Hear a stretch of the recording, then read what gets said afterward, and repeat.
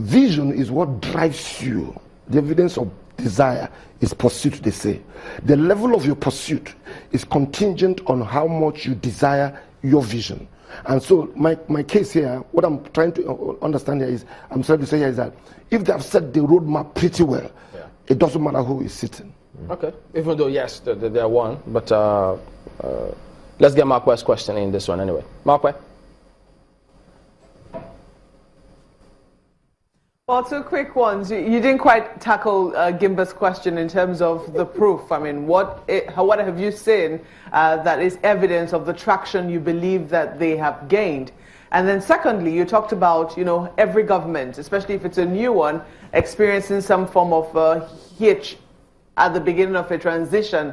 Then that brings to light the issue of institutions. Because ideally, whatever impact it is that a government will have, if it's not going to be positive, should be minimal if the institutions there are quite strong. How do you think that we can ensure that our institutions function in the manner that they should work, regardless of who is coming into power?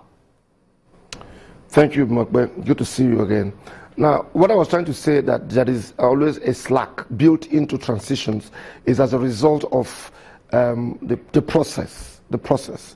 Now, I am a strong believer in strong institutions, but I also believe in strong men.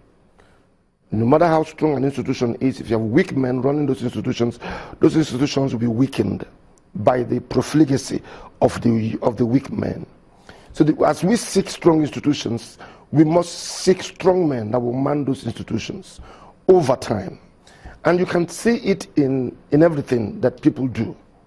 You can see that the complexion of the governance in America is fundamentally different from the days of Obama and the days of Donald Trump. In less than a month and a quarter, it's as if this guy has ruled America for the past 4 years. And that tells you, and that's what I was trying to say about Mokba, that if you are structured to deliver, this guy is set, and I'm referring to the American government. They are calling their shots, and I agree with you. This is where institutions come in. They will tell Mr. President, you can't wait 6 months to appoint your ministers because this is the consequence going forward. They will tell him, Mr. President, we need ambassadors now.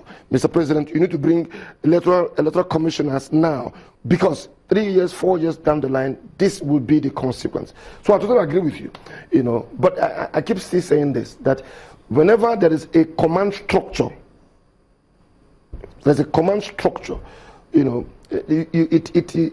allows fear, and we have fear. Anywhere there is fear, you don't allow free flow of information. People will always withhold themselves because they are careful.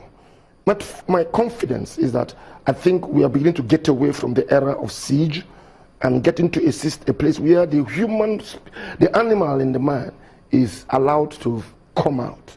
And it's when you're going to see the best in man. It has never worked. Okay. It has never, a siege mentality has never worked through history. All right. Yeah. Well, I will hope that ambassador you spoke about will not be an 82-year-old one, but we'll be back and wrap up this in just a moment. Join us again.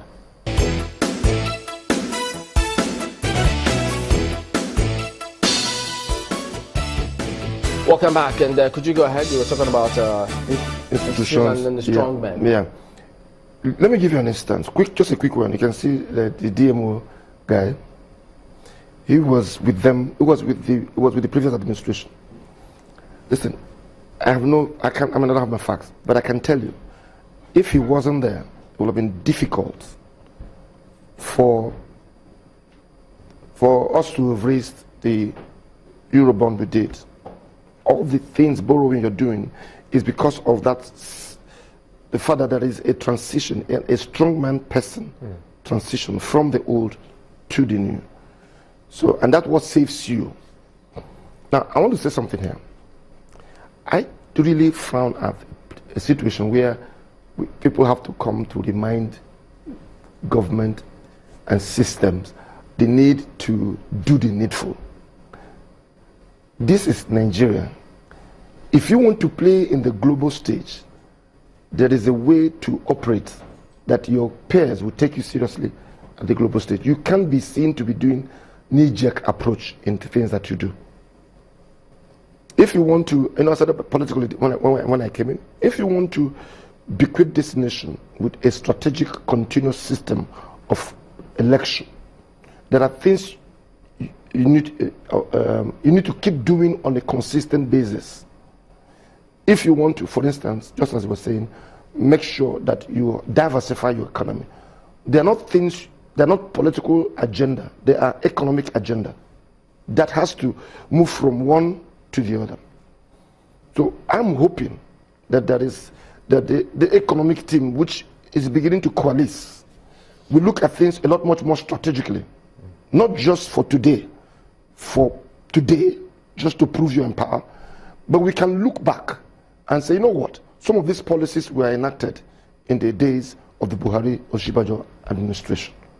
So there is need to encourage not only not only strong persons, but let the transition, let the system know the strong institutions that can on its own, run on the tracks laid by visionary men and women. That's what we need. So at what point are we now? Because the narrative seems to suggest that if you have the strongmen, as you put it, and the strongmen are no longer in that system, then the institution is liable to collapse. No, that is why people always ask for strong institutions. I bet you, since they put in the whistleblower opportunity, I'm sure EFCC is getting a lot of people that are pointing fingers. When you put an institution, it is the processes that you put in that enables it to stand. And that is why I agree, sometimes people say, you don't need a strong man to run a strong institution. But the point I'm making here is that if you have a weak man that runs a strong institution, he will weaken the process, he will slow the processes by virtue of the way he carries himself. If, for instance, I have a file that you need to sign off by 9 o'clock, and I come to work by 12 o'clock, by coming to work by 12 o'clock, subverted that, and I'll give you reasons. Maybe I went to do this, maybe I went to do that. But if a strong man who understands, I mean by strong man, I don't mean force or brow. I mean intellectually sound people, committed, disciplined men and women, and there are plenty around town. Sit on those kind of places, it will only elevate the perspective of that strong institution. So in seeking strong institutions, we also need strong men. And it will start with the determination of the system to groom strong men, to put them through the trajectory of understanding that, the future depends on them. Okay, so that looks like the immediate, the short-term, and the long-term plan all wrapped up together. Well, thank you for coming on this morning. Pascal Dodibo is a business and financial consultant. I always switch our attention now to one of the items that occurred yesterday, the confirmation of the CJN. What do we expect? Let's go to Mark by now. Mark by.